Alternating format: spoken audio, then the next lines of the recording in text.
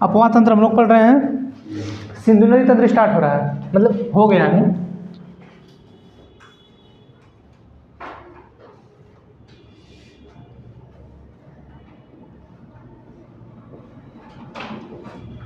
ठीक है,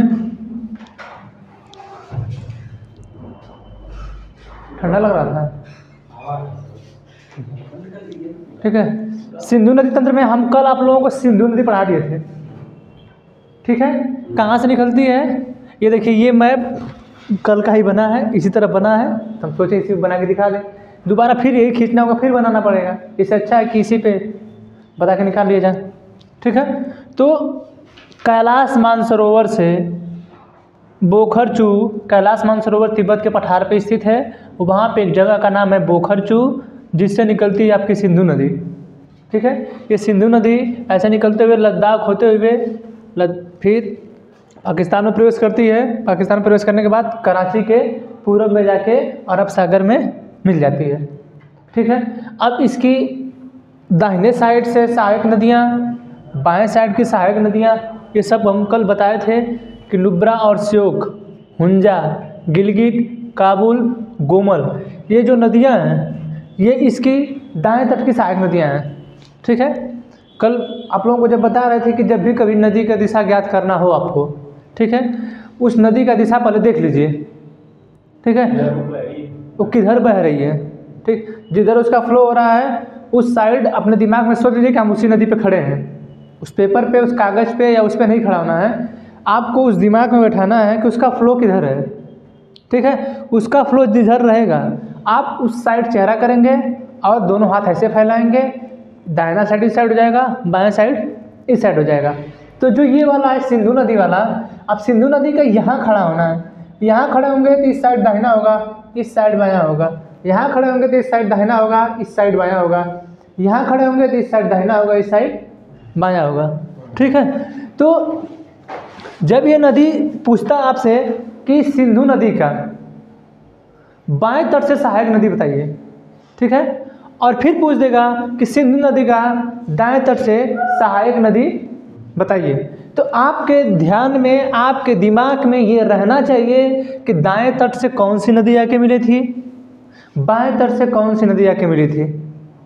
ठीक है, कल हम आप लोगों को बता रहे थे कि ये जो बाएं तट की सहायक नदियां हैं सिंधु नदी की, सिंधु नदी तंत्र के अंतर्गत जो बाएं तट की सहायक नदियां हैं, इन नदियों के बीच दोआब बनता है। ठीक है, जब दो नदियां प्रवाहित हों, ठीक, तो उनके बीच के जो स्थान है, दो प्रवाहित होने वाली नदियों के बीच के स्थान को हम दोआब कहते हैं। जब दोआब कहते हैं तो उनका कुछ ना कुछ नाम है। ठीक है, तो कल नाम हम बताए थे कि सिंधु और झेलम के बीच कौन सा दोआब होगा। सिंधु और झेलम के बीच कौन सा दोआब होगा। सिंधु सागर दोआब। झेलम और चिनाब के बीच, झेलम और चिनाब के बीच कौन सा होगा। चाच दोआब। ठीक है, फिर चिनाब और रावी के बीच, चिनाब और रावी के बीच बीरा कैसे होगा। रचना दोआब। ठीक है, फिर रावी और ब्यास के बीच बारी दोआब। फिर ब्यास और सतलज के बीच बितस्ता दोआब। ठीक है, यही कल बता रहे थे आप लोगों को। ठीक, इसके बाद जब हम सिंधु नदी पढ़ा लिए, हाँ, अरे यही है ना, रावी और ब्यास के बीच बारी दोआब है। रावी और ब्यास के बीच बारी दोआब है। ठीक है, आप लोगों को कल बताए थे कि जब भी कभी कहे कि पंजाब का जो नाम पड़ा है कौन सी 5 नदियों के आधार पर पड़ा है, तो अपने दिमाग में बैठाए रहेंगे, नहीं अंधाधुन मारे, जो आ रहा वही मार के निकले। सिंधु नदी को कभी उसमें शामिल नहीं करना है। ठीक है, सिंधु नदी उसमें शामिल ही नहीं है। क्यों? क्योंकि वो आती है जम्मू कश्मीर से। ठीक है, और जम्मू कश्मीर के ऊपर वाले भाग से आती है, कभी ये पंजाब वाले साइड में जाती ही नहीं है। ठीक है, तो इसके आधार पे पंजाब का नाम पड़ा ही नहीं है। 5 नदियों के नाम पे पंजाब पड़ा है, झेलम, चिनाब, रावी, ब्यास और सतलज। ठीक है, इन्हीं 5 नदियों के आधार पे नाम पड़ा है पंजाब। ठीक है, कभी भी पेपर में आ गया कि पंजाब किन किन नदियों से मिलकर बना, तो अनझक्के में नहीं मारना है सिंधु नदी या बस करा सिंधु नदी तंत्र है, अब तुरंत उठाया मार दिए। सिंधु नदी को काट देना, उसमें से काट के हटा देना है। आप नदी याद रखिए सभी, लेकिन ध्यान रखिए कि झेलम, चिनाब, रावी, ब्यास, सतलज इन्हीं 5 नदियों को मिलाने के बाद ही पंजाब बना है। इसको हटा दीजिए, सिंधु नहीं रहेगा उसमें, ठीक है, समझ में आ गया। जब कल बता लिए थे आप लोगों को ये सब, तो हम सहायक नदियाँ बताना स्टार्ट किए थे, ठीक है। तो हम कहे थे कि जो इस साइड की नदियाँ हैं, ठीक, ये नदियाँ जैसे नुब्रा और श्योक हैं, ठीक है, नुब्रा और श्योक। ये जो श्योक नदी है, श्योक नदी को पहले यारकंडी के नाम से जाना जाता था,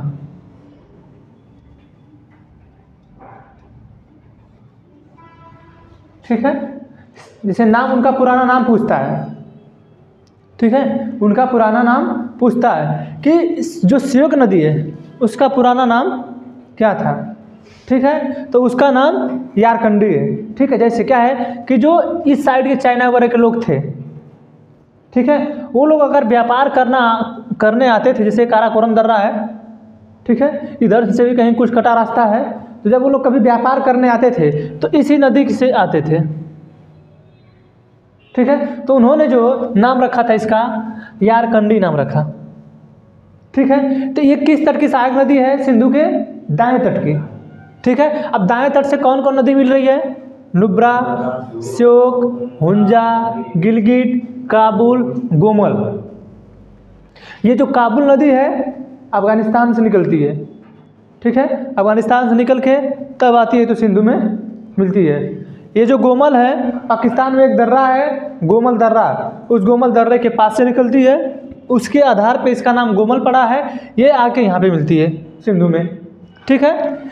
जब ये 5 नदियाँ सतलज, ब्यास, रावी, चिनाब, झेलम, जब 5 नदियाँ मिल के एक जगह मिल जाती हैं और लास्ट में जब आके आपकी सतलज मिलती है, तो 5 नदियों का जब मिलन हो जाता है तो उसके आगे वाले भाग को हम लोग कहते हैं पंचनद, और पंचनद आगे आके मिलता है सिंधु नदी में, ठीक है, जिसका नाम स्थान है मिठानकोट,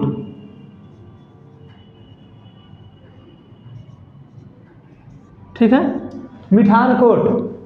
और हमारे भारत में है पठानकोट, पठानकोट एयरवेस है 2016 जिस पे हमला हुआ था, पढ़ाएं आप लोगों को मैप में, ठीक है। तो ये जो पाकिस्तान का है मिठानकोट है और हमारे जो भारत में वो पठानकोट है। तो ये जो नदी है चिनाब कहाँ की मिलती है? मिठानकोट में, ठीक है, समझा ना चीज। अब हम लोग इसकी जो सहायक नदियां हैं बाएं तट की, इसको पढ़ते हैं। मैप में इसको बनाए आप लोग,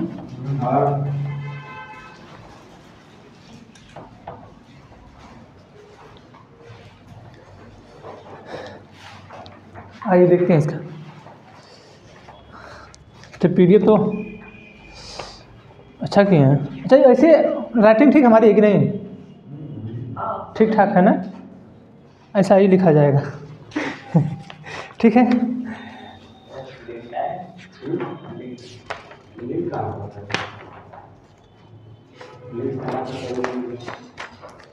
हमने जब कल सिंधु जल पढ़ा रहे थे, सिंधु नदी हम पढ़ा रहे थे आप लोगों को कल, तो एक चीज़ बताए थे कि सिंधु नदी जल समझौता हुआ है 1960 में, ठीक है। सिंधु जल समझौता हुआ 1960 में। वो समझौता ये हुआ था कि जो सिंधु है, झेलम है और चिनाब है, ठीक है, सिंधु, झेलम, चिनाब, ये जो नदी है, इस तीनों नदियों का पानी जो है कौन प्रयोग करेगा? पाकिस्तान। कितना परसेंट? 80%। बाकी रावी, ब्यास और सतलज, इन सभी नदियों का पानी 80% भारत यूज करेगा, बाकी पाकिस्तान।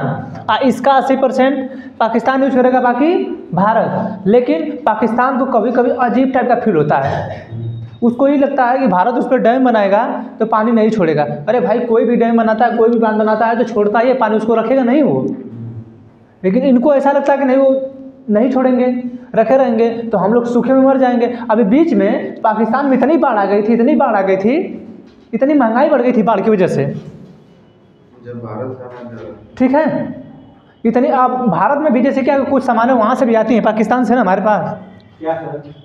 कुछ अब बहुत ऐसी चीज़ें हैं, केसर वगैरह जो हमारे यहाँ मिलता है वहाँ भी मिलता है ना उस साइड में, ठीक है, वो भी जैसे काजू वगैरह, अखरोट वगैरह वो भी पैदा करता है, ठीक है, सेब वगैरह वो भी बनाता है। तो उसके यहाँ से हमारे यहाँ कुछ चीज़ आता है। हमारे यहाँ यही टमाटर वगैरह जब महंगा होने लगा, ठीक है, उसके यहाँ नहीं जाने लगा, तभी तो देखे राशन वगैरह, आटा वगैरह जब बहुत महंगा 400-400 रुपये किलो आटा मिलने लगा, दूध मिलने लगा, इतना महंगा, ठीक है। और इन लोगों को डैम से परेशानी है। अरे डैम कोई भी बनाएगा तो उस पर बिजली घर ही बनाता है, उससे नहर ही बनाएगा, लेकिन इनको अलग नज़र आता है कि अगर डैम बना लेंगे तो मतलब धक्के से हचाक से पानी छोड़ देंगे और हम लोग पूरे बह तबाह हो जाएंगे। अच्छा ये बताइए कि अगर हम ऐसा कर सकते हैं तो ये जो सिंधु नदी से बह रही है, ये तो तिब्बत चाइना के हाथ में है, हाँ, ये वाला जो सतलुज है चाइना के हाथ में है, तो चाइना भी बना सकता है, ठीक है। और दुनिया का सबसे बड़ा 3 लार्जेस्ट डैम, दुनिया का सबसे बड़ा डैम 3 लार्जेस्ट डैम चाइना बना रहा है, किसी को कोई आपत्ति नहीं है। उससे गुरुत्वाकर्षण पे कितना प्रभाव पड़ेगा, इससे किसी को कोई आपत्ति नहीं है। पृथ्वी के घूमने का गति है उससे रुकेगी, इतना वजन रहेगा उसका। जैसे जब पढ़ेंगे ना जियोग्राफी अच्छे से और अंदर जाके, जैसे लोग सर्च करते हैं सिर्फ आप जियोग्राफी से पढ़ेंगे तब होता है PhD करना, ठीक है। तो जैसे किसी सब्जेक्ट में सिर्फ PhD कर रहे हैं तो आप सिर्फ फिजिक्स में करिए, चाहे जियोग्राफी में करिए, चाहे हिस्ट्री में करिए, चाहे पॉलिटी में करिए, चाहे जिसमें करिए, एक ही में करना है। तो जो जियोग्राफी करता है उससे यह सब देखता है कि जब चाइना है जो 13 किलोमीटर नीचे तक गहराई का एक गड्ढा बना रहा है, तो उससे गुरुत्वाकर्षण पे क्या इफेक्ट पड़ेगा। जबकि हमारे यहाँ 11,000 कुछ मीटर का मिला है मेरियाना गर्थ जो, ठीक है, वही गहरा वही प्रशांत महासागर में है, हाँ 11 किलोमीटर, उससे ज़्यादा ये गड्ढा कर रहा है, उस पर किसी का ध्यान नहीं है। अब आगे की नदी है हम लोगों की झेलम, ठीक है। अब झेलम है, PDF में देखते हैं हम लोग। आपको क्या लग रहा है? 13 किलोमीटर नीचे जाने का आपको समझ रहा है?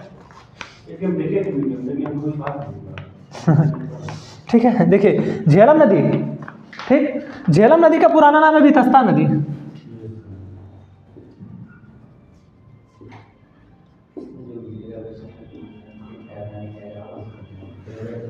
ठीक है। झेलम नदी का जो पुराना नाम है ये वितस्ता नदी, जानते हैं पुराना नाम ही पूछता अक्सर। आपको झेलम याद है अच्छी तरीके से कि जम्मू कश्मीर से निकली, यहाँ से भारत और पाकिस्तान के बीच जो है बॉर्डर बनाई, फिर आके चिनाब में मिल गई, उस जगह वितस्ता नदी, ठीक है। तो जो झेलम नदी है यह बेरीनाग के निकट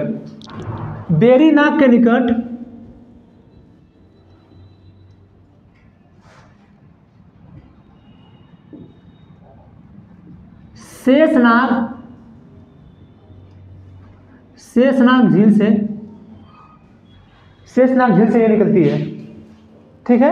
यहाँ से जब ये झेलम निकल रही है तो ये बेरीनाग है, देखिए जो झीलें हैं,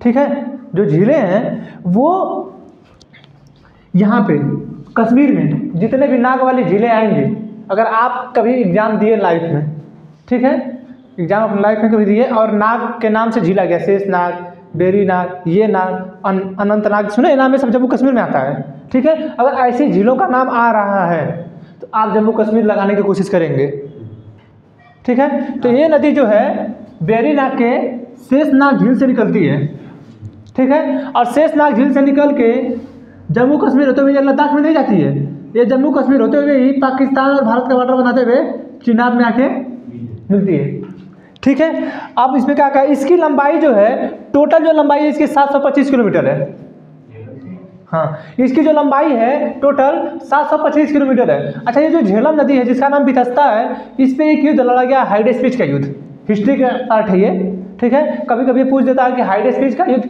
किस नदी के तट पर लड़ा गया था, ठीक है। हाइडे स्पीच ये PDF में लिखा है, ये सब लिखा है, 725 किलोमीटर है, ठीक है। हाइडे स्पीच का जो युद्ध है ये इसी वितस्ता नदी के तट पर लड़ा गया था, ठीक है।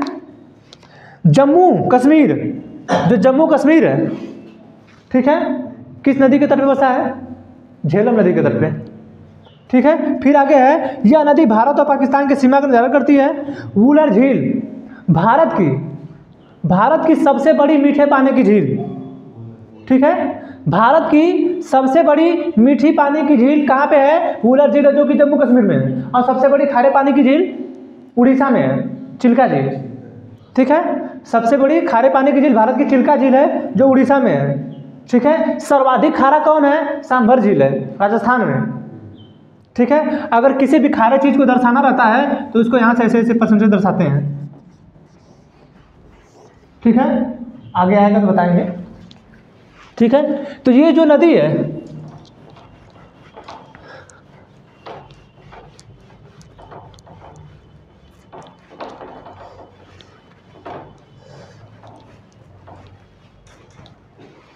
ये जो नदी है जब यहाँ से शेषनाग झील से निकलती है, ठीक है, तो आगे आती है और ये मीठे झील का निर्माण करती है, जिसका नाम है वुलर झील। ठीक है, वुलर झील का ये निर्माण करती है, जो भारत की सबसे बड़ी मीठे पानी की झील है। अच्छा ये बताइए, हम तो बताए हैं कि जो नदियाँ पहाड़ों से निकलती है वो गार्ज का निर्माण करती हैं, फिर ये पहाड़ों में झील कैसे निर्माण कर दी? कहीं ना कहीं घाटी होगी, घाटी होगी। ठीक है, जब घाटी होगी तो नदी जब अचानक पहाड़ से गिरती वहाँ गार्ज बनाती है ना। थोड़ा सा और आगे आई होगी तो समतल मैदान में लिखा होगा। जो घाटियाँ हैं, घाटी किसे कहते हैं? आप लोगों को बताएं कि जब दो पहाड़ों के बीच का स्थान कई किलोमीटर में और वहाँ एक दो गांव बसने का स्थान हो, वो घाटियाँ कहलाती हैं। ठीक है, तो उसी तरह जो वुलर झील है वो जब पहाड़ी से गिरती है नदी, ठीक, तो जब समतल मैदान में पहाड़ी की आती है तो वहाँ पे एक झील का निर्माण करती है, जिसका नाम है वुलर झील। अब वुलर झील से होने के बाद तब जाके आपकी चिनाब में मिलती है। ठीक है, फिर इसके आगे लिखा है किशन गंगा। ये जो झेलम है इसकी एक नदी है किशन गंगा। ठीक है, किशन गंगा इसकी प्रमुख सहायक नदी है। ठीक है, इसकी जो सहायक नदी है वो किशन गंगा है। इस पीडीएफ में सब लिखा है, जो ज़्यादा आपको इंपॉर्टेंट लगेगा इसमें सब लिखा है। ठीक है, कुछ इससे अलग नहीं बताया जाएगा, न कुछ इससे अलग ज़्यादा आएगा। वो पूछेगा क्या, इसमें पूछ देगा कि ये कहाँ से निकलती है, ठीक है, किस घाटी में बहती है, क्या बनाती है, क्या नहीं बनाती है, गार्ज बनाती है कि नहीं बनाती है। ठीक है, बस यही पूछेगा वो, और क्या पूछेगा। फिर इसके आगे आपकी चिनाब नदी। ठीक है, चिनाब नदी भारत जो है, चिनाब नदी पे भारत का सबसे, विश्व का, भारत का ही नहीं विश्व का सबसे ऊंचा रेलवे ब्रिज का निर्माण कर चुकी है। ठीक है, जो चिनाब नदी है, ठीक है, जो चिनाब नदी है ना, इस चिनाब नदी पे भारत सरकार ये जो है बारामूला, ठीक है, बारामूला लिंक परियोजना के तहत ये जो है इसका निर्माण किया जा रहा है, रेलवे ब्रिज का। ठीक है, ये जो रेलवे ब्रिज है ये विश्व का सबसे ऊंचा, ठीक है, विश्व का सबसे ऊंचा ब्रिज है। ठीक है, यह एफिल टावर से 35 मीटर ऊंचा है। एफिल टावर फ्रांस में एक टावर है, एफिल टावर फ्रांस में है। ठीक है, उस एफिल टावर से ये जो चिनाब पे ब्रिज बन रहा है, ठीक है, उससे 35 मीटर ऊंचा है। अब टोटल ऊंचाई कितनी है? तो टोटल ऊंचाई इसकी जो है 359 मीटर है। ठीक है, जो इसकी टोटल ऊंचाई है वो 359 मीटर है। अब इस 359 मीटर में आप सोच लीजिए कि 35 मीटर ऊंचा है। ठीक है, और ये जो ब्रिज बन रहा है इस तरीके का आर्क ब्रिज है। ठीक है, इस तरह बना है क्योंकि जो ये चिनाब नदी है इधर से बह रही है चिनाब नदी, ठीक, इसी पे बनाया गया है। फिर यहाँ पे पिलर खड़े किए गए हैं। ठीक है, ये पिलर खड़ा करके इसको ऐसे जोड़ा गया है। ठीक है, अगर 120 किलोमीटर प्रति घंटा की रफ्तार से भी हवा चलेगी, ठीक है, 120 किलोमीटर प्रति घंटा की रफ्तार से भी अगर हवा चलेगी तो भी इस ब्रिज को कुछ भी नहीं होगा। समझ रहे हैं? 120 किलोमीटर प्रति घंटे का रफ्तार का मतलब बहुत तेजी से आए तो बहुत कुछ उड़ा सकता है, तूफान आ सकता है उससे। ठीक है, तो 120 किलोमीटर प्रति घंटा की रफ्तार से भी अगर वो हवा चलेगी तब भी उस ब्रिज का कुछ नहीं होगा। और हमारे यहाँ के जो अब के जो नेता हैं, जैसे बिहार में, बिहार में निर्माण हो रहा है पुल का, अभी बन ही रहा है, तब तक ही पता चलता है कि गिर गया। ऐसे पुल का निर्माण ये लोग करते हैं कि अभी बन ही रहा है तब तक गिर गया, पता चलता है कि कोई लोहे का पुल है पूरा चुरा ले गया। ठीक है, कभी कभी ये लगता है कि जो सीमेंट का रोड है वो चोरी हो जा रहा है, तो कोई रेल की पटरी है जो उखाड़ ले जा रहा है, ये बना है ठो। ठीक है, तो ये विश्व का सबसे ऊंचा रेलवे ब्रिज है। भारत इस समय जो है सर्वाधिक विश्व में अपना नाम कर रहा है।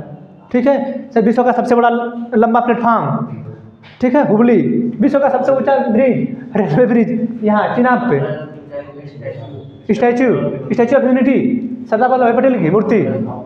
ठीक है, तो ये सब का निर्माण कौन कर रहा है? भारत।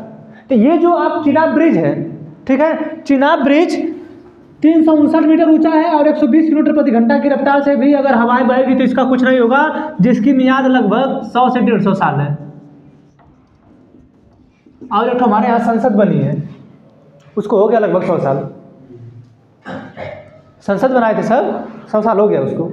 ठीक है, फिर आगे लिखा है चिनाब ब्रिज जो है उधमपुर बारामूला श्रीनगर लिंक परियोजना का हिस्सा है। अच्छा, इसके आगे उधमपुर नहीं लिखे हैं, उधमपुर। ठीक है, उधमपुर बारामूला जो श्रीनगर है उसका लिंक परियोजना है। ये 2003 में इसको अटल बिहारी वाजपेयी ने लाने की कवायद शुरू की थी, 2003 में ही। ठीक है, 2003 से लाते लाते लाते लाते ये जाके 2018-19 में पारित हुआ। 2003? हाँ, 2003 में लाया गया था, इस चीज़ को 2003 में लाना था, लेकिन ये थी अटल बिहारी वाजपेयी की परियोजना। जब अटल बिहारी वाजपेयी की परियोजना तो कांग्रेस फिर 2004 में आ गई। जब कांग्रेस आ गई तो उसको पारित नहीं की, तो जाके जब ये लोग आए हैं तभी पूरा कर रहे हैं। तो आप लोग देखेंगे जितने भी मनमोहन सिंह के कार्यकाल में काम शुरू हुए थे आज भी बंद हैं, वो बहुत कम काम पूरे किया जा रहा है। जैसे जो इनके फायदे के लिए उसको कर रहे हैं, जो नहीं उसको वो नहीं कर रहे हैं। ठीक है, फिर आगे लिखा है ये जो है, ये जो नदी है, जो चिनाब नदी है, ये चिनाब नदी जब शुरू होती है, जब बनती है, दो नदियों से मिलने के बनती है, एक है चंद्रा और दूसरा भागा। ठीक है, इन दो सरिताओं के मिलने से, ठीक है, इस नदी का निर्माण होता है। ठीक, ये नदी निकलती है आपके हिमाचल प्रदेश से।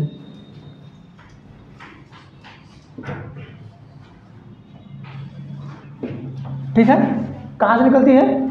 हिमाचल प्रदेश से। हिमाचल प्रदेश से निकलती है तो कहीं ना कहीं किसी दर्रे से निकलती होगी। ठीक है, तो ये निकलती है लगभग रोहतांग दर्रे के पास से। ठीक है, ये जो निकलती है ये रोहतांग दर्रे के, रोहतांग दर्रा पढ़ाए आप लोगों को, हिमाचल प्रदेश में पढ़ाए थे। ठीक है, रोहतांग दर्रे के पास से ये नदी निकलती है। अब इस नदी की लंबाई कितनी है? टोटल ये 960 किलोमीटर लंबी है। कितनी है? 960 किलोमीटर। ठीक है, 960 किलोमीटर ये लंबी है। ठीक, अब ये चिनाब नदी है भारत की सिंधु की सबसे बड़ी सहायक नदी है। भारत की बोल रहा हूं मैं। ठीक है, 960 किलोमीटर टोटल लंबाई इसकी है। भारत की सबसे लंबी सिंधु की सहायक नदी है। ठीक है, जबकि सिंधु की सबसे लंबी सहायक नदी कौन है? सतलज। ठीक है, ये यही इसी के पास से निकल रही है। सिंधु की सबसे लंबी सहायक नदी कौन है? सतलज है। लेकिन भारत की सिंधु की सबसे लंबी सहायक नदी कौन है? तो चिनाब बताएंगे आप। ठीक है, क्या बताएंगे? चिनाब। ठीक है, अब चिनाब में बस इतना ही है। इसका पुराना नाम कहाँ गया? चिनाब अस्किनी है। पुराना नाम जरूर याद रखिएगा, हम लिखे हैं बस याद कर लीजिएगा। इसका पुराना जो नाम है अस्किनी, इसके कोष्टक में लिखा गया होगा। ठीक है, किसका नाम चिनाब है, किसका नाम बितस्ता है, किसका नाम अस्किनी है, कैसे पुराना नाम क्या है, किसके तट पे कौन सा युद्ध लड़ा गया। खैर वो तो हिस्ट्री में आएगा तो वहाँ भी हम बता देंगे। ठीक है, ये जो नदियाँ हैं ना, ये जो नदियाँ हैं पहले इधर ही लोग आते थे, रहते थे। ठीक है, गंगा नदी के तट की तरफ कोई नहीं आता था। हिस्ट्री पढ़ेंगे तो आपको इन नदियों का महत्व समझ में आएगा कि कैसे लोग इन नदियों के तट पे आकर रहते थे। जैसे आज ही किसी भी उद्योग को लगाना है तो लोग पानी की जरूरत पड़ती है। जैसे आप लोग देखेंगे जितने भी किले बने हैं सब नदियों के किनारे बने हैं, बड़ी बड़ी नदियों के किनारे। जैसे ताजमहल देखे नहीं है लेकिन फोटो में देखते होंगे, यमुना नदी के किनारे बना है। ये रामनगर का किला बना है, रामनगर किला कहाँ बना है? गंगा नदी किनारे बना है। ठीक, अकबर का किला आगरा में है, कहाँ बना है? यमुना नदी के तट पे बना है। ठीक है, जितने भी बड़े बड़े किले बने हैं सब किसी न किसी नदी के तट पे बने हैं। ठीक है, अब लाल किला की बात मत करिएगा, लाल किला भी बना है तो यमुना नदी से टच में होके ही आती है, यमुना नदी उसके पास से ही। ठीक है, लेकिन वो तो अपना घर बनाने के लिए, जैसे अकबर फतेहपुर सीकरी में बनवाया, जो अकबर था फतेहपुर सीकरी में बनवाया अपना दरवाज़ा वगैरह।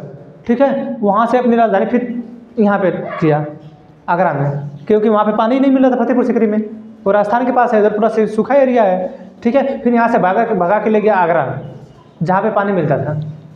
ठीक है, तो इसीलिए लोग पहले जो निवास करते थे तो इधर की एरिया जो थी, यहाँ तो पहले हम लोगों के महाराजा रहते थे, बाकी जो इस साइड से आते थे ये तो इधर ही रह जाते थे सब। ठीक है, जो इस साइड से मतलब पाकिस्तान से, ईरान वगैरह से जो आते थे सब, वो आते थे सब इसे इधर ही साइड रह जाते थे, क्योंकि इधर के राजा महाराजा सब एक्टिव थे। जैसे चंद्रगुप्त मौर्य, पूरे अफगानिस्तान तक उनका शासन था। ठीक है, उनका शासन अफगानिस्तान तक था, लेकिन उधर के जो शासक थे सब, ये सब इधर आ ही नहीं पाते थे, क्योंकि जो दिल्ली है बीच में यहाँ पे, ठीक है, ये दिल्ली में हमारे यहाँ के राजा महाराज शासन करते थे, तो लोग इस दिल्ली को कब्जा करना चाहते थे, लेकिन फिर भी कब्जा नहीं कर पाते थे। ये नदियाँ जो हैं कभी बाढ़ में भरी रहती थी, लोग इसको पार ही नहीं करना चाहते थे। ठीक है, बहुत सारे युद्ध तो इस वजह से रुक गए कि जो नदियाँ हैं खूब बाढ़ों से भरी रहती थी। ठीक है, बहुत सारे युद्ध इससे रुके रह गए, नहीं तो भारत की स्थिति कुछ और रहती है आज। ठीक है, चिनाब हो गया, झेलम हो गया, अब हम लोग पढ़ ले रावी। ठीक है, रावी का जो पुराना नाम है ये है पुरुषनी।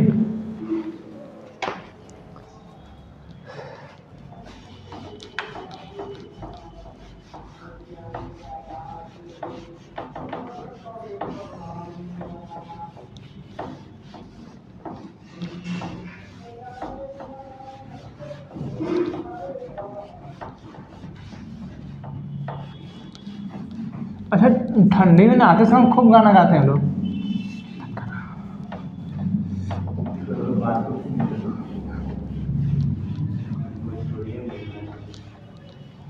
अरे कोई ज़रूरी थोड़ा है कि आप सुबह में नहा ही लीजिए।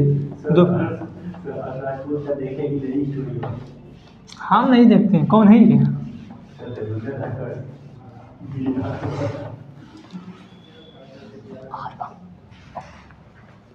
ठीक है, कौन से नबी रावी बता रहे हैं? इसका नाम है पुरुषनी।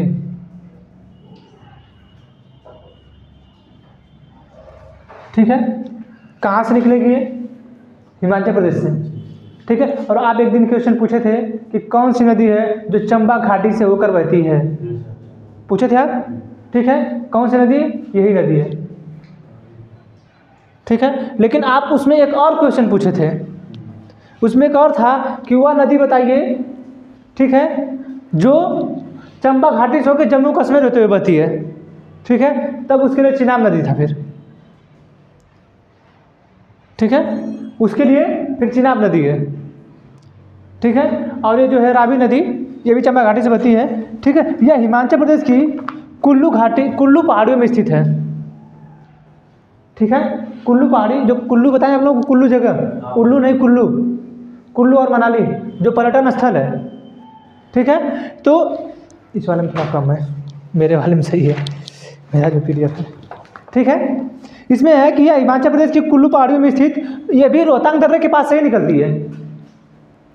ठीक है, ये भी रोहतांग दर्रे के पास से ही निकलती है। ठीक है, तथा ये भी चंबा घाटी से होकर बहती है। ठीक, ये भी चंबा घाटी से होकर बहती है। इसमें जो है, इसकी जो टोटल लंबाई है 725 किलोमीटर है। ठीक है, चंबा घाटी से बहती है। ठीक, रोहतांग दर्रे के पश्चिम से बहती है।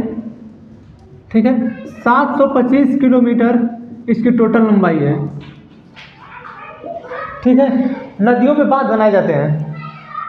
ठीक है, जो बांध बनाए जाते हैं, जो परियोजनाएं हैं, वो अलग से पूरा, जैसे भारत का मैप बनता है, जैसे आप लोग दर्रा पढ़े कि कौन सा दर्रा कहाँ है। ठीक है, ठीक है ना, दर्रा वगैरह पढ़ाए थे आप लोग, बताए थे ना, तो उसी तरह जो बांध हैं, जो परियोजनाएं हैं, वो अलग से बताई जाएगी। आप लोग इस नदी को याद रखिएगा, जैसे इसी रावी नदी पे 3 बांध बनाया गया है, ठीक है। आप सिंगल सिंगल सबको बताएंगे तो शायद आपके दिमाग से उतर जाए, ठीक। अगर एक साथ में बताएंगे और एक जगह लिखा पाएंगे तो शायद आप बेटर याद कर ले जाएं, ठीक है। तो ये जो रावी नदी है ये निकलती है, बहती है चंबा घाटी से होके रोहतांग दर्रे के पश्चिम से निकलती है। टोटल लंबाई इसकी 725 किलोमीटर है, ठीक है। इस पे स्थित है 3 बांध, ठीक है। अच्छा, ये अगर आपसे पूछ दे कि ये चिनाब नदी के किस तट पे मिलती है तब क्या बताएंगे? बाएं तट पे। ये चिनाब नदी के बाएं तट पे मिलती है, ठीक है। अच्छा, झेलम नदी चिनाब नदी किस तट पे मिलती है? दाएं तट पे, ठीक है। कम से कम ये भी याद रखिएगा, ये भी याद रखिए। क्यों? आप पढ़ ही रहे हैं ना, झेलम पढ़ ही रहे हैं, चिनाब पढ़ ही रहे हैं, रावी पढ़ ही रहे हैं, ब्यास पढ़ ही रहे हैं, सतलज पढ़ ही रहे हैं। जब ये सब पढ़ ही रहे हैं तो उसको पूछने में क्या जाता है? जब वो आप पढ़ ही रहे तो वो तो पूछ ही लेगा कि हमको ये तो बताइए, ये बताइए किस तट पे नदी मिलती है। आप तो पढ़े हैं कि वो जो ये दाएं तट पे मिल रहा है, वो बाएं तट पे मिल रहा है, बाकी इन सबों का आप पता ही नहीं किए हैं, ठीक है। तो दिमाग में बैठाया रहेगा कि जो भी दाएं तट पे जैसे मिले उसको दाएं तट से दिखाइए, जो बाएं तट से मिले उसको बाएं तट से दिखाइए, ठीक है। फिर है रावी नदी। लाहौर जानते हैं? लाहौर पाकिस्तान में एक शहर का नाम है, ठीक है। लाहौर इसी रावी नदी के तट पे स्थित है, ठीक है। लाहौर किस नदी के तट पे स्थित है? रावी नदी के तट पे। लाहौर भारत में नहीं है, पाकिस्तान जाने का रास्ता है भारत से, ठीक है। और फिर आप इसमें मूवी में जाते हैं पाकिस्तान को लिखता है लाहौर। एक मूवी आई थी पटना से पाकिस्तान, दिनेश लाल यादव की, ठीक है। उसमें तो सीना अजीब दिखाया है। अमरपाली दुबे को पता नहीं कैसे वो स्कॉर्पियो में से खिड़कियां में से खींच लेता है और ट्रकों पर बैठा लेता है। अजीब, मतलब ग्रेविटेशन कुछ अलग हो जाता है, ये लोग का कुछ और हो जाता है, ठीक है। रावी हो गया। अब बचा आपका ब्यास नदी, विपाशा। देखिए हीरोइन का नाम भी एक है, विपाशा बसु, बहुत मतलब मशहूर एक्ट्रेस थी। अब तो शायद कभी इनका नाम ही नहीं आता है, ठीक है। विपाशा बसु बहुत मतलब मशहूर एक्ट्रेस रही है अपने पिछले ज़मानों में, ठीक है। ये जो ब्यास नदी है इसका पूरा नाम है विपाशा नदी, ठीक है। ये हिमाचल प्रदेश के ब्यास कुंड से निकलती है,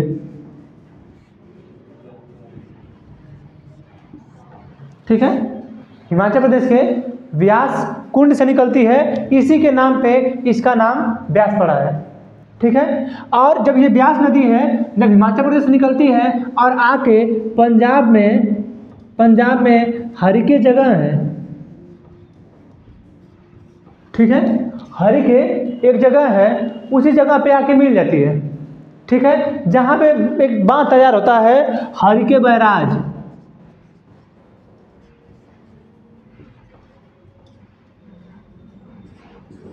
ठीक है। हरिके बैराज तैयार होता है, ठीक है। अब हरिके बैराज से एक नहर निकलती है, उसका नाम है इंदिरा गांधी नहर। पढ़ाएं आप लोगों को, जब राजस्थान पढ़ा रहे थे तो आप लोग बताए थे कि इंदिरा गांधी नहर है जो राजस्थान के पश्चिमी भाग को सिंचित करके वहाँ पे फसलों को उगाने का काम कर रही है, ठीक है। इंदिरा गांधी से जो राजस्थान का मरुस्थल है, पश्चिमी वाला थार मरुस्थल, थार मरुस्थल विश्व का एकमात्र ऐसा मरुस्थल है जिसमें निवास करने वालों की संख्या सर्वाधिक है।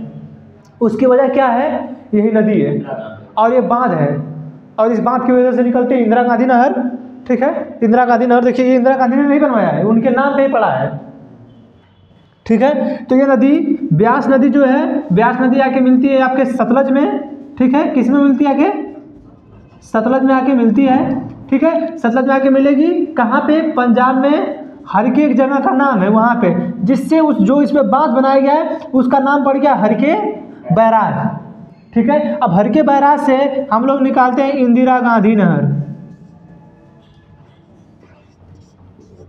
ठीक है। इंदिरा गांधी नहर, इस इंदिरा गांधी नहर से राजस्थान का पश्चिमी भाग सिंचित होता है। ठीक है, फिर इसके बाद है यह नदी भी कुल्लू घाटी से होकर बहती है। ठीक है, यह जो ब्यास नदी है यह नदी भी कुल्लू घाटी से होकर ही बहती है। ठीक है, हर बार कुल्लू आ रहा है, ये भी कुल्लू में गई, ये भी कुल्लू से गई। ठीक है, उसके बाद फिर करा है पोंग बांध। ठीक है, एक बांध बनाया गया पोंग बांध। ठीक है, जैसे ये हरके बैराज है। ठीक है, एक बांध बनाया गया है पोंग। ठीक है, पोंग बांध जो है इसी ब्यास नदी बनाया गया है। अच्छा, जब बांध बनता है तो बहुत बड़े जलाशय का निर्माण होता है। ठीक है, जब भी कभी आप लोग मेड़ बनाते हैं गाँव में पानी देते समय, जब खेतों में पानी चढ़ाना रहता है किसी ऊंचाई पे तो आप लोग मेड़ बना देते हैं। मेड़ बनाते हैं, जब मेड़ बनाते हैं तो पानी रुक के पहले ऊंचाई पे चढ़ जाता है। उसी तरह आप बस सोचिए कि जब किसी भी नदी पे डैम बनाया जाएगा, ठीक है, जब किसी भी नदी पे, मान के चलिए नदी है, अब इस पर इतना बड़ा डैम बनाना है। ठीक है, अब ये डैम कुछ नहीं तो बहुत ऊंचा बनेगा, 100 मीटर, 150, 100 ऐसे मीटर बनेगा ऊंचा। ठीक है, अब जब उतना ऊंचा बनेगा तो ये बताइए इधर पानी इकट्ठा होगा कि नहीं? इधर पानी इकट्ठा होगा। ठीक है, तो उसे कहा जाता है जलाशय, जिसका नाम है महाराणा सागर जलाशय। इस पोंग बांध के पीछे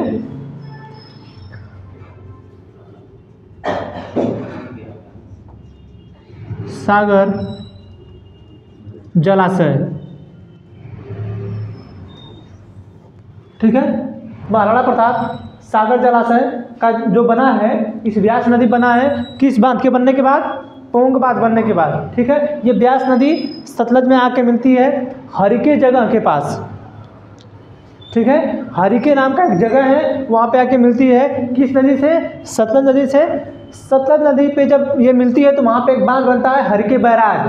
हरिके बैराज जो है जब बनता है तो उससे एक नहर निकलती है, उसका नाम है इंदिरा गांधी नहर, जिससे राजस्थान का पश्चिमी वाला भाग, राजस्थान का पश्चिमी भाग उससे सिंचित होता है, जिसकी वजह से थार का मरुस्थल विश्व का एकमात्र ऐसा मरुस्थल है जहाँ पे निवास करने वालों की संख्या सर्वाधिक है। जबकि सहारा मरुस्थल, पेंटागोनिया मरुस्थल, जो भी मरुस्थल है, ठीक है, इन सब में कोई नहीं रहता है। सहारा मरुस्थल में दूर दूर तक चले जाएंगे कोई से, अरे आप लोग शॉर्ट वीडियो देखते हैं बहुत बड़ा बड़ा मरुस्थल दिखाया जाता है। ठीक है, वो सब सहारा मरुस्थल की वीडियो है। ठीक है, तो जो ब्यास नदी है, ब्यास कुंड से निकलती है, पंजाब के हरके बैराज में मिलती है, कुल्लू घाटी से होकर बहती है, हरके बैराज बनता है, इंदिरा गांधी नहर, पोंग बांध, महाराणा प्रताप सागर जलाशय।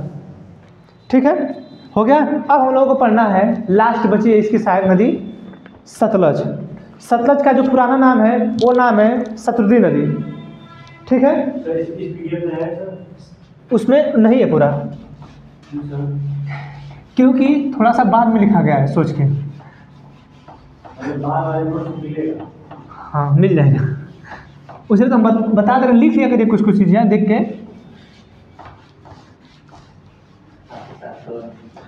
नहीं, किसी गलत किसी के साथ नहीं हुआ है, वो गलत होगा तो सबके साथ होगा, नहीं तो नहीं होगा।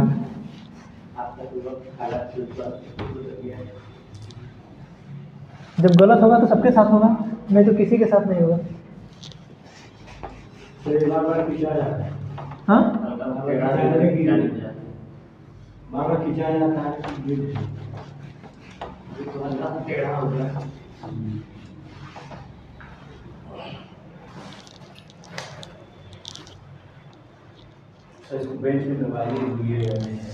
नहीं होगा अब। ठीक है, चलिए अब हम लोग कौन सी नदी पढ़ेंगे? सतलज। ये जो सतलज नदी है इसका पुराना नाम है शतुद्री। ठीक है, कहाँ से निकलती है? राकसताल झील से। ठीक है, राकसताल झील से निकलती है। ठीक है, ये कहाँ पे है? आपके तिब्बत के पठार पे स्थित है। हाँ,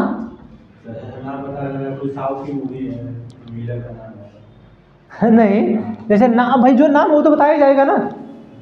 ठीक है, ये निकलती है राकसताल से, तिब्बत के पठार से। ठीक है, ये भी निकली तिब्बत के पठार से ही, ये भी निकली तिब्बत के पठार से ही। ठीक है, ये जो नदी है कम से कम जो सिंधु नदी है उसके समानांतर 400 किलोमीटर बहती है। ठीक है, अब यहाँ से देखिए लगभग समांतर आ रही है। ठीक है, लगभग समानांतर है, तो 400 किलोमीटर लगभग जो समानांतर है इसके ये बहती है।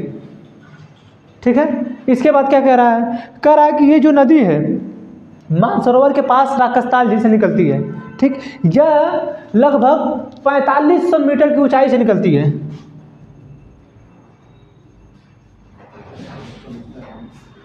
ठीक है, 4500 मीटर की ऊंचाई से निकलती है। आप सोचिए कि तिब्बत के पठार से 4500 मीटर ऊंचाई पे। ठीक है, तिब्बत के पठार से 4500 मीटर की ऊंचाई सोच लीजिए। ठीक है, उसके बाद फिर कह रहा है यहाँ जहाँ इसे लांगचेन खंबाब,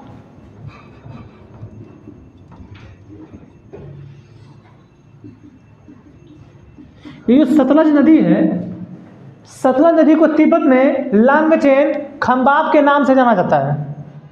ठीक है, नाम याद रखिए, ऐसे ऐसे तो नाम है, किसी का शेरमुख तो किसी का कुछ नाम है। ठीक है, तो लांगचेन खंबाब जो नाम है इस सतलज नदी का नाम है। कहाँ पे? तिब्बत में। ठीक है, तिब्बत में इस नदी का जो नाम है लांगचेन खंबाब नाम है। ठीक है, फिर कहता है कि यह जो नदी है सिंधु की सबसे बड़ी सहायक नदी है।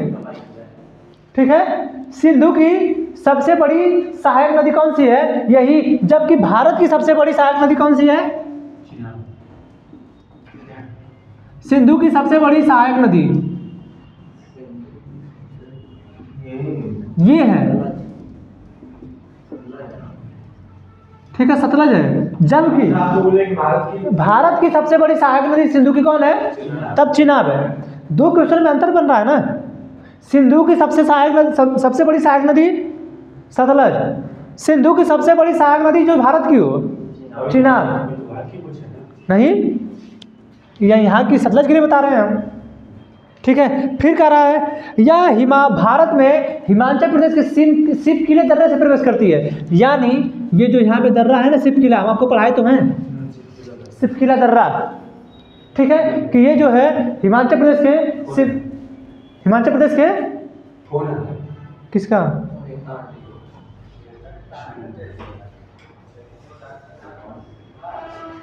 ठीक है, तो ये जो है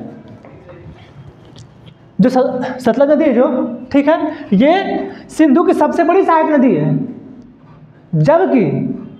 जबकि भारत की जो नदी है सबसे बड़ी, ठीक है, भारत की जो सबसे बड़ी सहायक नदी है वो चिनाब है सिंधु की। ठीक है, टाइम है। ठीक है, सिंधु की जो सबसे बड़ी सहायक नदी है वो चिनाब है भारत की, जबकि जो ऐसे जो नदी निकलेगी वो सतलज है। ठीक है, ध्यान में आ रहा है? उनका फोन आ रहा है वो। देखिए एक चीज़ हो गया। अब देखिए इस पर एक बांध बनाया गया है। ठीक है, भाखड़ा नांगल बांध, भारत का सबसे बड़ा गुरुत्वीय बांध।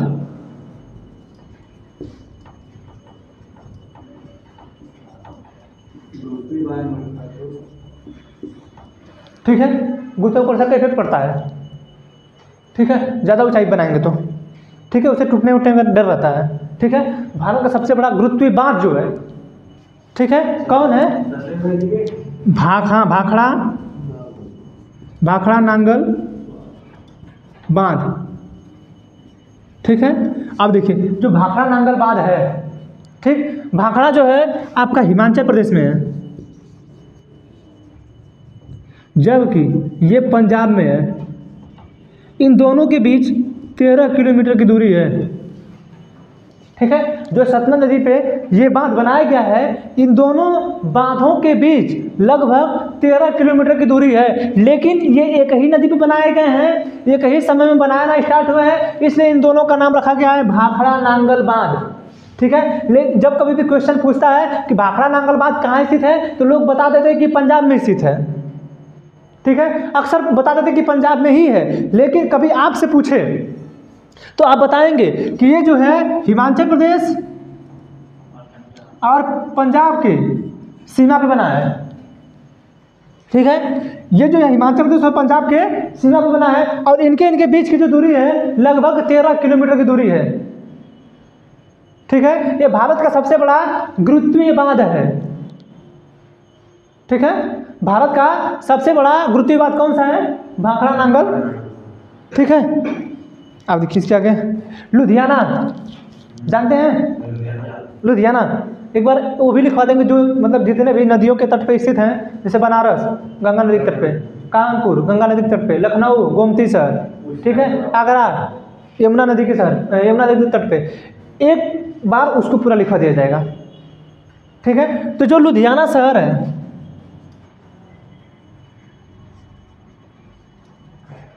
लुधियाना जो शहर है वो इसी सतलज नदी के तट पे स्थित है। ठीक है, फिर कह रहा है इसकी जो लंबाई है, इसकी जो लंबाई है 1450 किलोमीटर है। ठीक है, इसकी जो लंबाई है टोटल 1450 किलोमीटर है।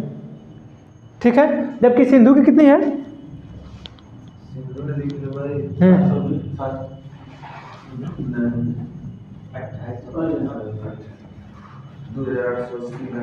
2880 किलोमीटर, जबकि गंगा की 2525 किलोमीटर ही है। ठीक है, हाँ लगभग 2900 है, 3000 मानते लोग।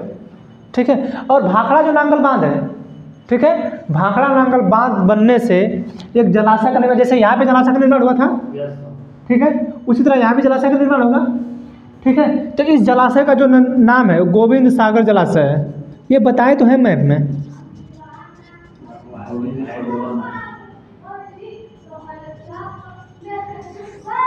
एक तो है गोविंद बल्लभ पंत जलाशय, ठीक है, वो उत्तर प्रदेश में है। ठीक है, वो उत्तर प्रदेश में यहाँ पे है। ठीक है, यहाँ पे, ठीक, जबकि ये पंजाब में आपके यहाँ पे है। ठीक है, तो ये जो वाला जो है गोविंद सागर जलाशय, ये कहाँ पे है? हिमाचल प्रदेश, सॉरी पंजाब में। ठीक है, और गोविंद बल्लभ पंत जो जलाशय है वो कहाँ पे स्थित है? यूपी में।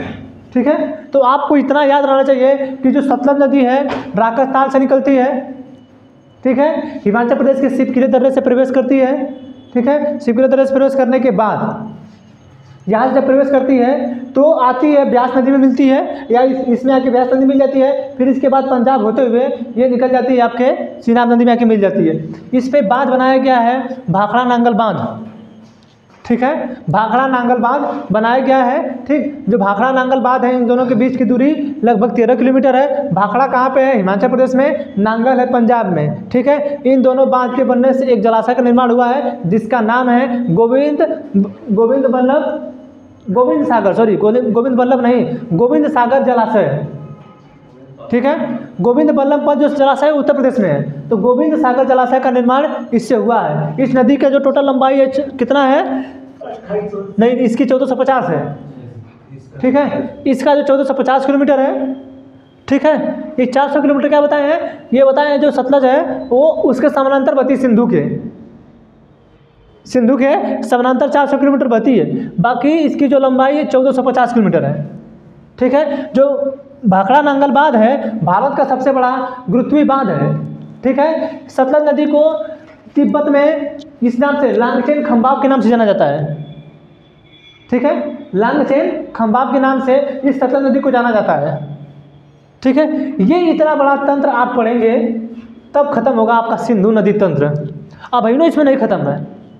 अभी जब हम लिख के PDF में दे देंगे किस तट पे स्थित कौन सा है, अभी इसमें भी नदियाँ तो मिलेंगी, कुछ इनमें भी तो कुछ नदियाँ मिलेंगी, छोटी छोटी हैं। ठीक है, अब उनको थोड़ा याद करना वो आप लोगों का फर्ज है।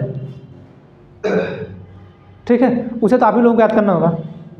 खैर वो तो हमारा फर्ज भी रहता है, हम भी याद करते हैं, हमारा फर्ज लिख के देना है, हम लिख के देते हैं। ठीक है, आप लोगों का थोड़ा सा फर्ज हो जाता है कि आप लोग उसको थोड़ा याद कर लिया करिए। ठीक है, इसमें यही और है क्या? आप जितना आप सोचिए कि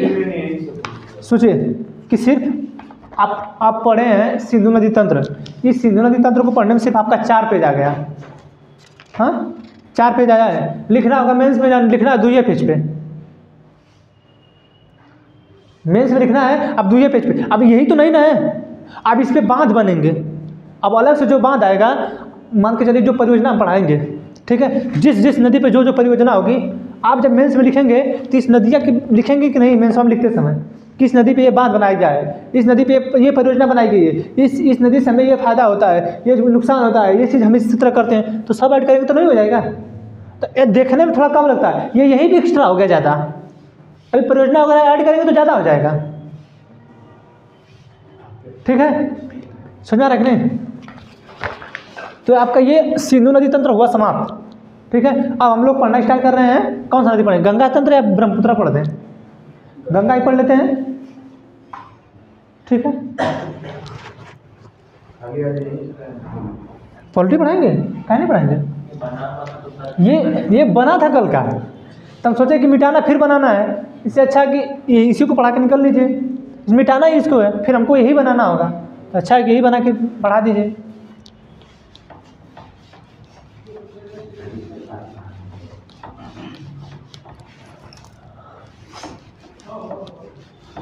मतलब इतना पढ़ने के बाद वो चीज़ लोग खत्म। अभी इसकी परियोजना वगैरह पढ़ेंगे तो और होगा, ये ख़त्म नहीं हुआ है।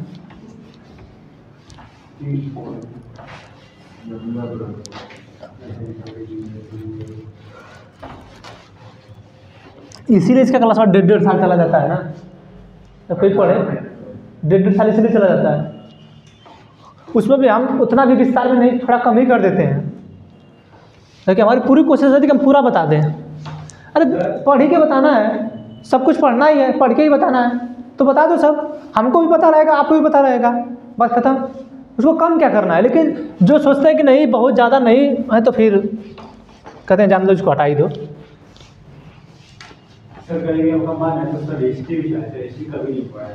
होगा चालू, बीच में नहीं चालू कर सकते हैं ना। अब जैसे देखिए, ये पॉलिटी खत्म होती, इकोनॉमी चालू करेंगे तुरंत। पॉलिटी 15 दिन चलेगी, 15 से 18 दिन, 20 दिन बहुत ज़्यादा है कि 20 दिन। ठीक है, पॉलिटी खत्म होगी। ठीक है, जैसे उसमें देखिए अभी क्या पढ़ाना है, भाग 12 पढ़ रहे हैं हम लोग, पढ़ लिए हैं। ठीक है, भाग 13 में बहुत ज़्यादा कुछ है नहीं, वाणिज्य व्यापार से संबंधित है। ठीक है, भाग 14 में आ जाएंगे, अखिल भारतीय सेवा वाला है। ठीक है, ये खत्म होगा, ये दोनों खत्म हो सकता है, दोनों आज। ठीक है, फिर भाग 15 पढ़ेंगे चुनाव। ठीक है, तो अब ज़्यादा है नहीं खींच पाएंगे 10 दिन में। 10 दिन, अभी 2 दिन छुट्टी होगी, कम से कम 2 दिन छुट्टी तो रहेगी। 31 को और 1 को कर दें छुट्टी की, पढ़ाई दें। 31 को पढ़ा दीजिए, 31 को संडे है ना, 31 को ऑलरेडी संडे है। 1 को अगर कहीं घूमने चलना तो बताइए, हम लोग निकलें टूर पे। सर वहाँ नहीं गया, तो सर कहाँ से बनारस में कि कहीं दूसरी जगह है? क्या? कन्या तो ये बता रहे हैं, यहाँ पे झील हो रहा है, कहाँ पे है सर वो? ये तो यहाँ है, चंदौली। हाँ? सही जगह है, आप गए? नहीं देखे हैं, हमारे दोस्त गए सब देखे, अभी बड़ा सही फोटो भेजवाया। अरे फोटो में तो बहुत कुछ अच्छा आता है। सही से मतलब फोटो में था तो बढ़िया, और अच्छा हुआ। झील के पास जाना बंद कर दिया है सर। हाँ, झील के पास जाने का बंद कर दिया है सर। फोटो भिजवाया नहीं अभी नहीं, वो अभी खुला होगा, बारिश के टाइम पर। बारिश के टाइम तो बंद करते हैं, झील के पास नहीं, नदी के पास नहीं जाने देते हैं, और वाटरफॉल के पास। अच्छा लगा सर, चला गया क्या? हाँ, चला गया कितना प्रयास होगा? बाइक से चले जाते हैं वो। आप लोग सोच लीजिए, मेरा मत सोचिए, मेरा क्या रहता है। यहाँ से कितना किलोमीटर? सर का तो रात प्लान बनता है बहुत ज़्यादा, हाँ? बहुत ज़्यादा। स्टेशन के तो कम होता है, चला गया बाइकर से क्या? बाइकर लोग बाइक से चले जाते हैं हम लोग वहाँ। सर का रात प्लान बनता है। प्लान देखिए, जिंदगी में कभी भी प्लान निश्चित मत रखिए। ठीक है, जिंदगी में कभी भी निश्चित प्लान मत रखिए। जब भी कहीं कुछ करना, डायरेक्ट प्लान बना। बताइए। अरे क्या बताएं, हम बताएं, ऐसे हम नहीं जा सकते हैं कहीं। गंगा नदी तंत्र। ठीक है, गंगा नदी तंत्र। अभी गंगा नदी तंत्र है, इसको पढ़ लेते हैं, देखें क्या क्या है। देख रहे हैं, इस गंगा नदी का मैप अभी पूरा नहीं बना है, इतना पढ़ना अभी पूरा नहीं बना है। गंगा नदी है। ये गंगा नदी में कौन कौन सहायक नदी, बीच का जो है, ये है, इस तरीके से पढ़ना होगा तब जाके बनेगा। अब ठीक है, छोटा छोटा नदी भी लिखते हैं। नहीं ज़्यादा छोटा नहीं लिखे हैं, जो बड़े बड़े लिखे हैं सभी उसी को लिखा गया है।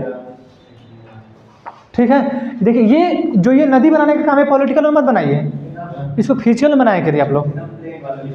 हाँ ये पॉलिटिकल है वो। ठीक है, नहीं हम मुझे नहीं कर हम समझे लेकिन हमको लगा कि इसको निकाल से बोले मतलब इसको इसमें नहीं लिखा तो है, हम नहीं पढ़ने में आया समझे। ठीक है, गंगा नदी तंत्र है। ठीक है, इसमें लिखा है कि अपने विशाल द्रोणी और व्यापक सांस्कृतिक महत्व के दृष्टिकोण से गंगा भारत की सबसे महत्वपूर्ण एवं सबसे लंबी नदी है। ठीक है, भारत की सबसे महत्वपूर्ण एवं सबसे लंबी नदी है। अच्छा ये बताइए, महत्वपूर्ण इसलिए है कि 2008 में इस नदी को भारत की राष्ट्रीय नदी घोषित कर दिया गया। ठीक है, जो गंगा नदी है, इस गंगा नदी को, और फिर संस्कृति हमारी इससे जुड़ी है कि हम लोग इसी के घाटों पे नहाते रहते हैं। ठीक है, जैसे बनारस के घाट, 80 घाट लोग जाते हैं पाप धोने गंगा नदी में। ठीक है, एक दिन सारा ऋण उतार के आएंगे तेरे दर पे, पता नहीं कौन सा ऋण उतार के आएंगे, पता रोज कुछ ना कुछ गलत कर रहे हैं, जा रहे हैं पाप धोने। ठीक है, अच्छा हुआ कि गंगा जी कभी ये नहीं कहती हैं कि इस बार आओ तुम्हें निपटाई देते हैं। ठीक है, नहीं तो कोई जाता ही नहीं, बहुत पाप तुम कर रहे हो। ठीक है, और जब अच्छा सबसे बड़ी बात यह है कि लोग जाते हैं गंगा नहाने पाप धोने के लिए, हाँ, और कितने बड़े बड़े पाप करके चले आते हैं। कितनी बार गंगा जी कहेंगे कि हम इस बार आपका पाप माफ किए? हाँ, कितनी बार कहेंगे? 1 बार, 2 बार, 3 बार, हर बार माफ करेंगे? हाँ, कितनी बार? ठीक है, तो जो गंगा नदी है, अब इस गंगा नदी का जो तंत्र है और जो बेसिन है, भारत का सबसे बड़ा बेसिन तैयार करती है गंगा नदी। भारत में जो गंगा नदी है इसका सबसे बड़ा तंत्र है। ठीक है, तो सबसे पहले देख लेते हैं कि इसमें क्या कौन कौन की नदी से मिलने से ये नदी बन रही है। ठीक है,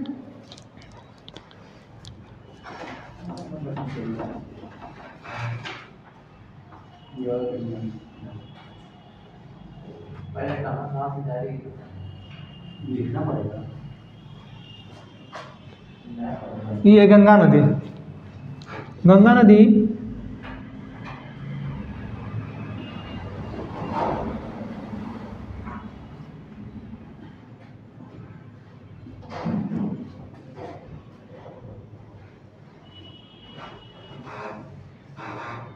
ठीक है, ये निकलती है यमुनोत्री हिमालय।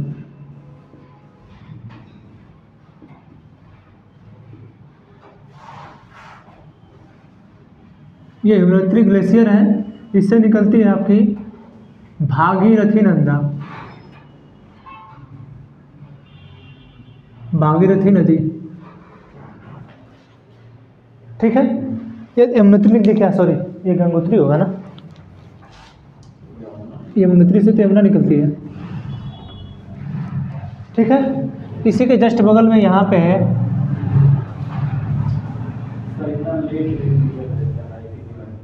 क्या हुआ?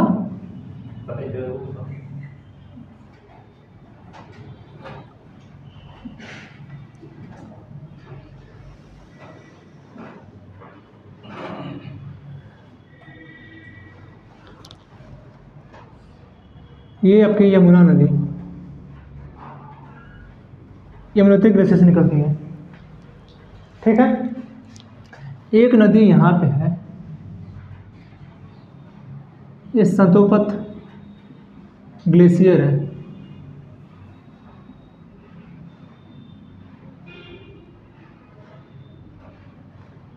ठीक है, कौन सा है? संतोपत ग्लेशियर। ठीक, ये नदी डायरेक्ट जब आके मिलती है इसमें,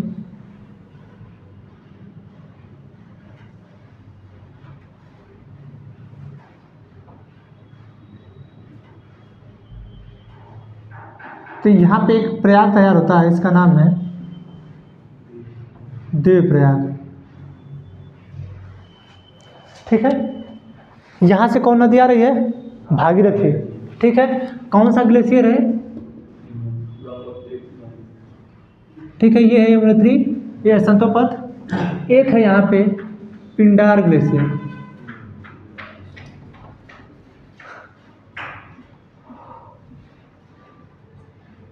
ठीक है, इससे एक नदी आके मिलती है, इसका नाम है पिंडर। ठीक है, अब इसका नाम है कर्णप्रयाग।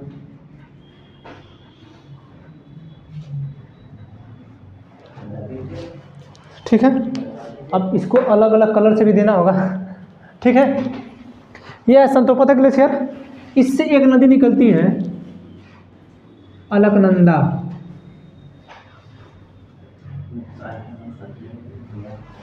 ठीक है, इससे कौन सी नदी निकलती है? अलकनंदा नदी निकलती है। ठीक है, ये भी उत्तराखंड से। इसके आगे लिख देते हैं, यूके लिख देंगे, समझ जाएंगे। नहीं, यूनाइटेड किंगडम नहीं जी, उत्तराखंड। ये भी आपकी उत्तराखंड से निकलती है, ये भी यूके से निकलती है। ठीक है, एक है यमुनोत्री, इससे निकलती है यमुना नदी, आके मिलती है कहाँ पे? ये होता है प्रयाग संगम,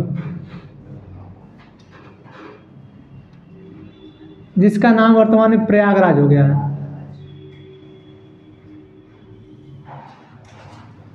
ठीक है, वर्तमान में इसका नाम क्या हो गया है? प्रयागराज। ठीक है, अब इससे एक नदी आती है, मिलती है धौली गंगा।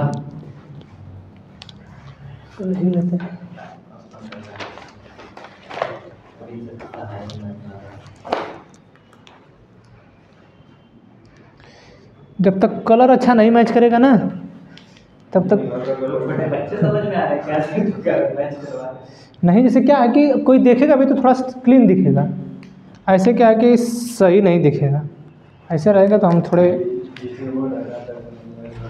अब समझ आया डिजिटल बोर्ड का मसला है।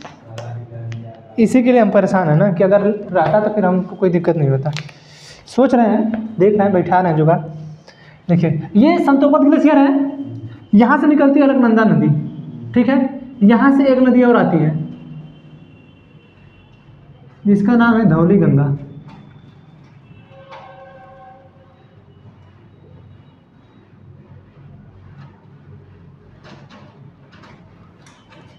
ठीक है, क्या नाम है इसका? धौली गंगा। ठीक है, फिर इससे एक और नदी निकलती है यहीं से, इसका नाम है नंदाकिनी।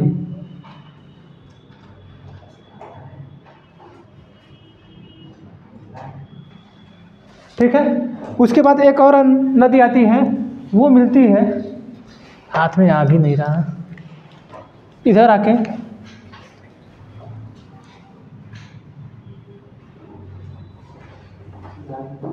ये है मंदाकिनी। ठीक है, ये कौन सी है? मंदाकिनी है।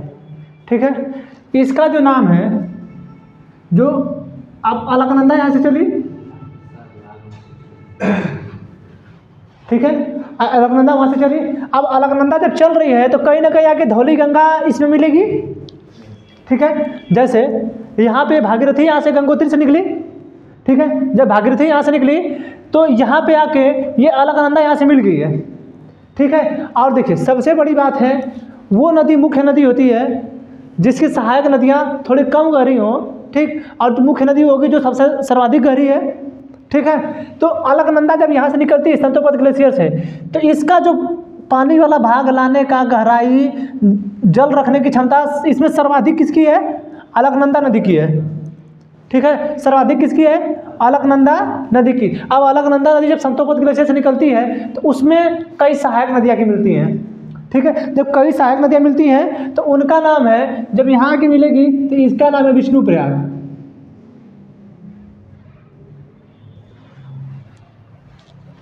ठीक है, कौन सा है? विष्णुप्रयाग है। ठीक है, इसके आगे यहाँ पे जो मिल रही है इसका नाम है नंदप्रयाग। ठीक है, और यहाँ पे जो आगे मिल रही है इसका नाम है रुद्रप्रयाग। ठीक है। यानी ये जो हिमालय है, हिमालय में उत्तराखंड से, ठीक, ये जो नदी निकल रही है, ये सबसे नदी पहले जो आज भी ये जो नदी गंगा नदी है ना, आज भी इस गंगा नदी का उद्गम इसी से माना जाता है। लोग कहते हैं कि गंगा नदी का उद्गम गंगोत्री से हुआ है, यही कहते हैं, ठीक है। एक्चुअली गंगा नदी का उद्गम गंगोत्री से ही हुआ है। क्यों? क्योंकि ये जो गंगोत्री नदी है ये यहाँ से तो चली, ठीक है, यहाँ से चली और यहाँ से चली अलकनंदा नदी। यहाँ के लिए ये जो है नदी, ये वाली, ये गहरी नदी है, ठीक है। ये किस ग्लेशियर से निकल रही है? गंगोत्री ग्लेशियर से, ठीक है। आगे आने के बाद ये यहाँ पे जब अलकनंदा मिल जाती है यहाँ पे, तो एक प्रयाग का निर्माण होता है जिसे हम लोग कहते हैं देव प्रयाग, जहाँ पे भागीरथी और अलकनंदा मिले। भागीरथी और अलकनंदा जहाँ भी मिले उससे किस प्रयाग का निर्माण होता है? देव प्रयाग का, ठीक है। किस प्रयाग का निर्माण होता है? देव प्रयाग का उससे निर्माण होता है, ठीक है। अब इसी के आगे पड़ता है ऋषिकेश। उसी ऋषिकेश हरिद्वार में है, ठीक है। ऋषिकेश जो है हरिद्वार में है, वहीं से जो गंगा नदी है मैदान में प्रवेश करती है, ठीक है। यहाँ तक तो अभी नदी पहाड़ों से ही आ रही थी। ये नदी धौली गंगा पहाड़ से ही आ रही है, नंदाकिनी पहाड़ से ही आ रही है, पिंडार पहाड़ से ही आ रही है, भागीरथी ये भी पहाड़ से ही आ रही है, मंदाकिनी पहाड़ से ही आ रही है, यमुना जो है ये पहाड़ से इधर आ रही है, लेकिन इधर बीच में आके मैदान में मिल जाती है, ठीक है। लेकिन ये जो नदी है इससे जिसे गंगा नदी का निर्माण हो रहा है, तो ये जो भागीरथी नदी है जो गंगोत्री से निकली है, ये जब देवप्रयाग में मिलती है, तो देखा जाता है कि ये अलकनंदा को माना जाए गंगा या इस गंगोत्री को माना जाए। आखिरकार हम अलकनंदा को माने कि गंगोत्री को माने? कोई दोनों में से तो एक को मानना होगा, क्योंकि इन बाकियों में से अलकनंदा सबसे गहरी हो गई, ठीक है। जब अलकनंदा सबसे गहरी हो गई तो अलकनंदा एक नदी तैयार हो गई, ठीक है, जो आके यहाँ पे मिल रही है देवप्रयाग में। इधर से आ रही है भागीरथी नदी, ठीक है। इधर से भागीरथी नदी जब आ रही है तो ये भी गहरी होकर आ रही है। अब यहाँ पे देखा जाएगा कि ये गहरी है कि ये गहरी है, ठीक है। इन दोनों को देखने के बाद पता चला कि नहीं, ये जो भागीरथी है ये गहरी है, ठीक है। अब इसी भागीरथी नदी का विस्तार आगे की तरफ हो जाएगा, ठीक है। अब यही भागीरथी ऋषिकेश के पास आके गंगा नदी बन जाएगी, ठीक है। अब गंगा नदी का उद्गम जो है इसी हरिद्वार के पास से मैदानों में हो जाता है, ठीक है। बाकी इससे पहले देवप्रयाग से पहले ये भागीरथी रहती है, ये इधर अलकनंदा है, ये मंदाकिनी है, ये पिंडार है, ये नंद है, ये धौली गंगा है, ठीक है। यानी गंगा नदी बनना कहाँ से स्टार्ट होती है? यहाँ से ऋषिकेश से, जो कि हरिद्वार में है, ठीक है। यहाँ पे ऋषिकेश है,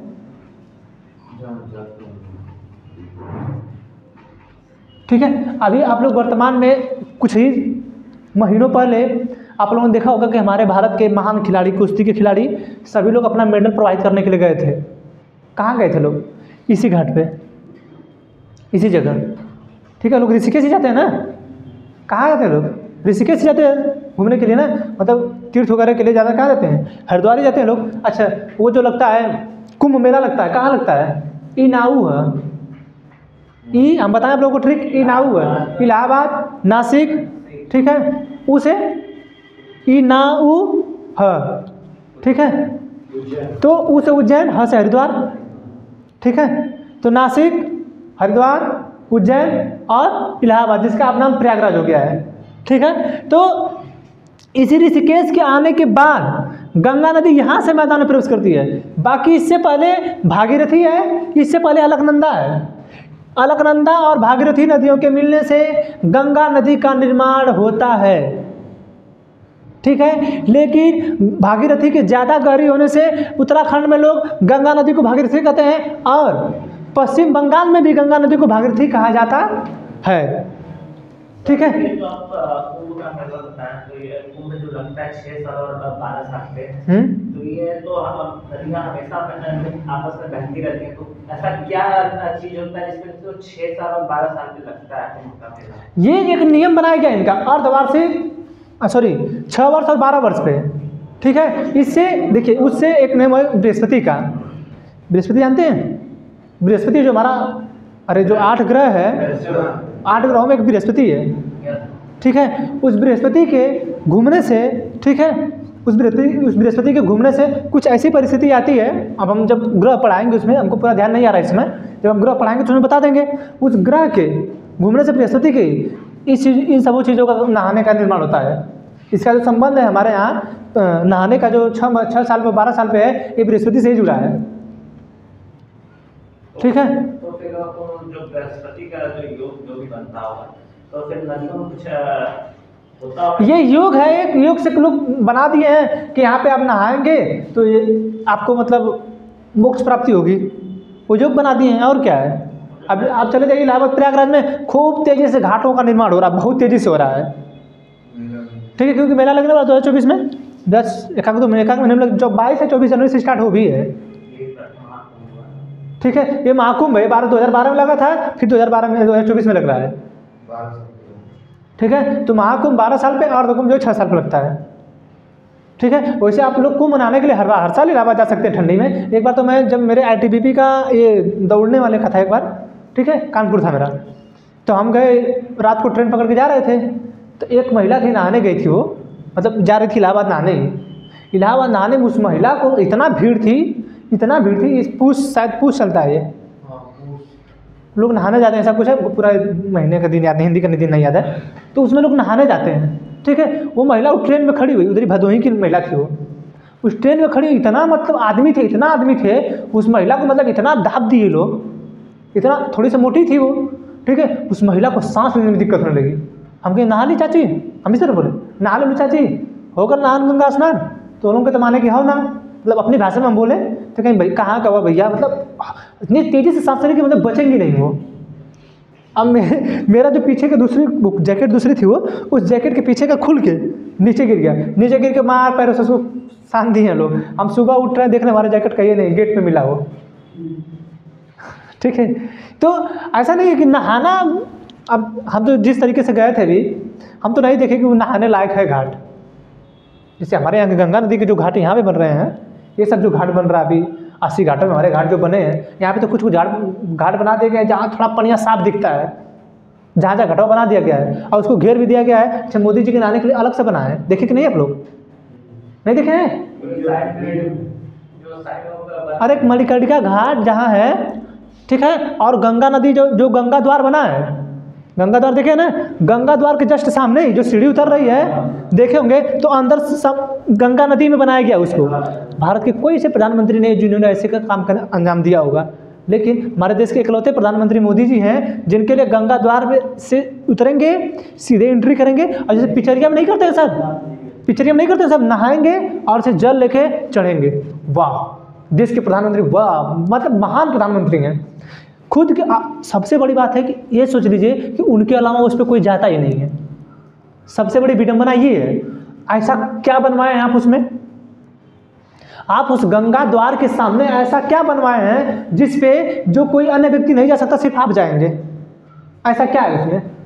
हाँ बताइए कि ऐसा क्या है उसमें जिसमें सिर्फ आप ही जाएंगे और कोई नहीं जाएगा? हम लोग एक बार जा रहे थे, जबरदस्ती में सोचे कि जाए, तब तक सिक्योरिटी वाला पुलिस वाला रोक दिया, कहाँ जा रहे हैं? इधर जाने घूमने का, तो मोदी जी नहाते हैं। आप वो मोदी जी के लिए बनाया है, मतलब पैसा हम लोग का लगे, नहाए मोदी जी। अरे हम लोग, मोदी जी आए, आप लोग लगा दीजिए सिक्का उक्का बांध के घेर दीजिए, हम लोग को भी जाने दीजिए थोड़ा, हम लोग भी देखें उसका मजा क्या है। तो कुछ बताया ही नहीं। हम कहे ठीक है भैया, मोदी जी की ना लाओ तुम लोग उसमें, ठीक है। तो ये जो आप नहाने की बात कर रही है, 12 वर्ष और 6 वर्ष पर लगता है, जिसका संबंध बृहस्पति से है वो उसका बता दिया जाएगा, ठीक है। तो जो गंगा नदी तैयार होती है वो अलकनंदा और भागीरथी नदी के मिलने से होती है, लेकिन अलकनंदा जो नदी है, अलकनंदा नदी पे कुछ प्रयाग बनाए जाते हैं, ठीक है। वो प्रयाग कौन कौन से, ये प्रयाग आपके दिमाग में पता नहीं, कुछ खाते भी नहीं फिर भी दिक्कत होती है। अलकनंदा इसी नहीं खाते इसलिए दिक्कत होता है क्या? ठीक है। तो जो ये अलकनंदा नदी है, ठीक है, इस अलकनंदा नदी पे कुछ प्रयाग बनते हैं। इन प्रयागों को आपको याद करना एकदम आपका फर्ज है, ठीक है। तो आप याद करेंगे अलकनंदा नदी पे कौन कौन से प्रयाग बन रहे हैं। तो अलकनंदा नदी जब संतोपत ग्लेशियर से निकल रही है, तो संतोपत ग्लेशियर से निकलने के बाद आती है भागीरथी में मिलती है, जहाँ पे मिलती है वहाँ पे निर्माण होता है देवप्रयाग का, ठीक है। अलकनंदा निकली संतोपत से, उसके बीच में एक नदी आती है धौली गंगा, ठीक है। जब धौली गंगा आती है वो अलकनंदा से मिलती है तो तैयार होता है विष्णु प्रयाग, ठीक है। धौली गंगा के बाद एक नदी आती है नंदाकिनी, ठीक है। नंदाकिनी मिलती है जिससे तैयार होता है नंद प्रयाग, ठीक है। फिर नंद प्रयाग के बाद एक नदी आती है जो पिंडार ग्लेशियर से निकलती है, पिंडार नदी जिससे निर्माण होता है कर्ण प्रयाग का, ठीक है। फिर एक नदी आती है दाएं तट से, अलकनंदा के दाएं तट से आती है, उसका नाम है मंदाकिनी, ठीक है। वहाँ पे जो अलकनंदा में आके मिलती है उससे तैयार होता है रुद्रप्रयाग, ठीक है। उसके नीचे आपकी भागीरथी और अलकनंदा मिलती है जिससे आपका तैयार होता है देवप्रयाग, ठीक है। तो आपके दिमाग में भरा होना चाहिए कि अलकनंदा और धौली गंगा मिलने से विष्णु प्रयाग बनता है, ठीक है। अलकनंदा और नंदाकिनी मिलने से नंद प्रयाग बनता है, ठीक है। अलकनंदा और पिंडार नदी मिलने से कौन सा बनता है, कर्ण प्रयाग, ठीक है। फिर अलकनंदा और मंदाकिनी मिलने से कौन सा नदी बनता है, रुद्र प्रयाग, ठीक है। अलकनंदा और भागीरथी से मिलने से कौन सा बनता प्रयाग, देवप्रयाग, ठीक है। ये आपके दिमाग में होना चाहिए। इन सभी नदियों के मिलने के बाद अलकनंदा आगे आती है, तो भागीरथी और अलकनंदा मिलने से मिलता है आपका गंगा नदी का निर्माण होता है, और अब आगे गंगा नदी बढ़ जाएगी, ठीक है। अब इसका निर्माण कल बताएंगे, आज के लिए इतना ही, ज़्यादा बता देंगे तो फिर समय बढ़ जाएगा, ठीक है।